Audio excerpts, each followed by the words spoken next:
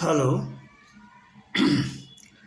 આપણે બધા એવા આત્મવિશ્વાસથી જીવીએ છીએ કે આપણું જીવન જેમ ચાલે છે તેમ જ હંમેશા ચાલતું રહેશે. પરંતુ જીવન અનિશ્ચિતતાઓથી અને વણકલ્પી મુશ્કેલીઓથી ભરેલું છે.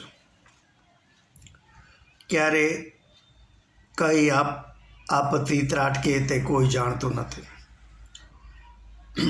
અકસ્માત, બીમારી,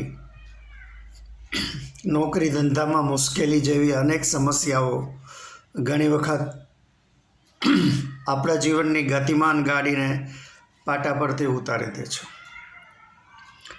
આવા સમયે અમુક અગમચેતીના પગલાં આવી પડેલ મુશ્કેલીમાં થોડી રાહત આપી શકે. આજે મોટાભાગના લોકો પાસે મેડિક્લેમ પોલિસી છે, પરંતુ એ પોલિસી કઈ જગ્યાએ, ક્યાં ફાઇલ કરેલી છે, કઈ વીમા કંપનીની છે, કેટલી રકમની છે, ટીપીએ કોણ છે વગેરે માહિતી માત્ર ઘરની એક વ્યક્તિ સિવાય અન્ય વ્યક્તિઓ પાસે હોતી નથી.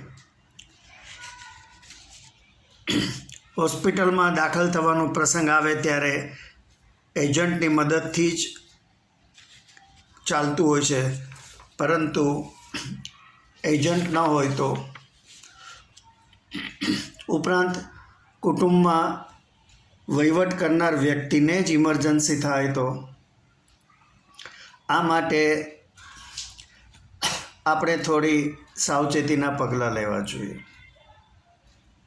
આપણે ઘરના કોઈ રૂમના બારણામાં